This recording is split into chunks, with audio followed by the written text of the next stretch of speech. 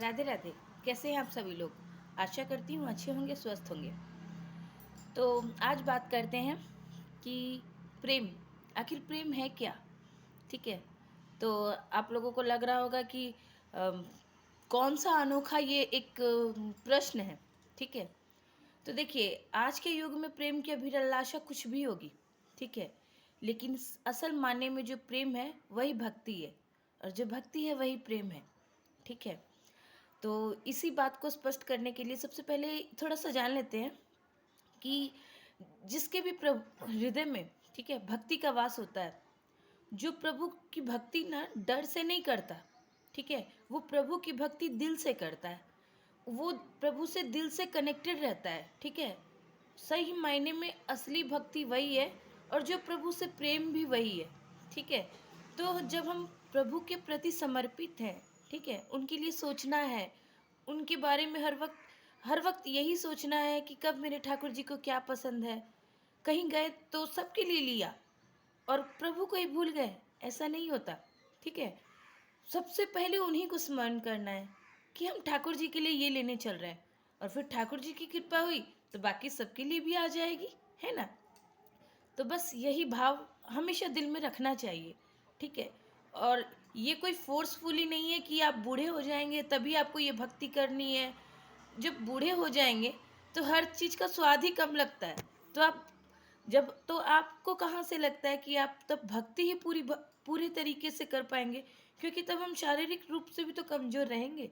और भक्ति जब करेंगे तो मानसिक रूप अगर ज़रूरी है तो शारीरिक रूप से श्रम भी ज़रूरी है। प्रभु के पीछे आप श्रम करेंगे तभी तो प्रभु भी आपके आपके ऊपर श्रम करेंगे। बात समझ रहे हैं? ठीक है। तो आज जिस कहानी आज जिस कहानी की हम लोग बात करने जा रहे हैं, वो कहानी एक सत्य घटना है। ठीक है। वो कहानी नहीं है, वो एक सत्य घटना है। तो बात बहुत समय पहले की है। इलाहाबाद की तरफ एक गांव था। ठीक है। उस गांव में एक महिला रहती थी।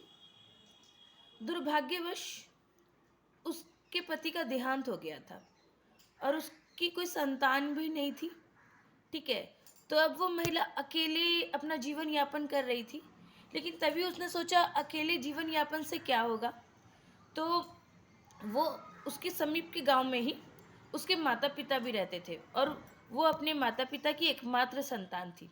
उसने सोचा कि प्रभु प्रभु ने जब ऐसा समय दिया है तो क्यों ना अपने माँ बाप की ही सेवा की जाए।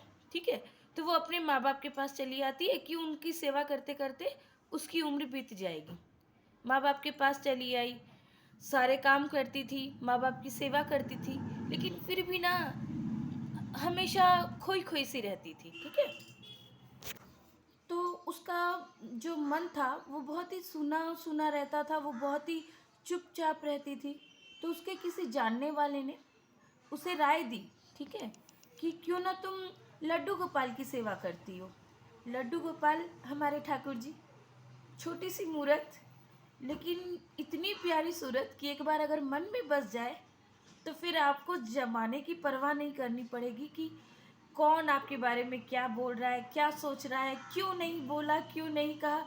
ये सब चिंताओं से आप परे हो जाएंगे अगर आप लड्डू गोपाल जी को अपना मान लेंगे, उनके बारे में सोचेंगे, उनके ऊपर सब कुछ छोड़ देंगे।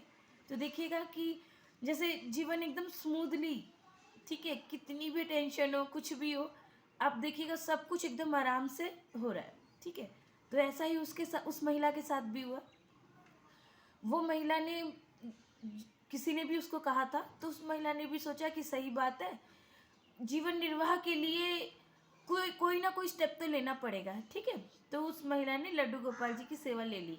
ठीक है। अब वो सारा दिन पहले माँ बाप की जो भी अपनी दिनचर्या रहती उसको करती, अपने माँ बाप की भी सेवा करती, और लड्डू गोपाल को ही अपना लाला बनाकर, अपना बेटा बनाकर उनकी सेवा में लीन रहने लगी। अब उसका सारा समय, ठीक है, धीरे धीरे लड्डू गोपाल को नहाना, उनको सजाना, उनको भोग लगाना, उनको लाड लगाना, उनसे बातें करना, कब वो रूठ रहे हैं, कब उन्हें मना रहे हैं, मतलब ये जो एक रिश्ता बन गया था, ठीक है, ठाकुर जी में और उस महिला में। धीरे धीरे वो, उसके माँ बाप तो ऑलरेडी बुजुर्ग थे ही, उन्होंने भी इस संसार को विदा कह दिया, ठीक है।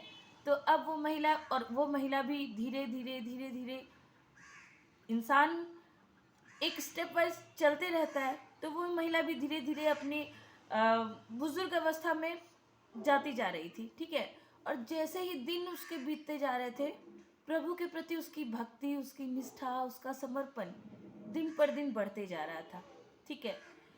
वो जब किसी के साथ भी बैठती तो हर वक्त अपने प्रभु के बारे में ही बात करती। लाला ने ये किया, आज लाला ने वो किया, आज लाला ने बांसुरी गिरा दी, आज लाला ने कपड़े पहनने से मना कर दिया, आज लाला ने कहा मैं यहाँ घूमने जाऊंगा, आज लाला ने कहा मुझे रबड़ी खानी है। मतलब हर समय सिर्फ लाला की ही चिंतन, ठीक है। यही उस महिला की, उस अम्मा की, ठीक है, जिंदगी की दिनचर्या रह गई, ठीक है। वो कहीं भी जाती तो सबसे पहले लाला से पूछती, क्या मैं जाऊं, तुम अकेले घर पे रह लोगे। मतलब, और उनका ये भाव देख के उनको जो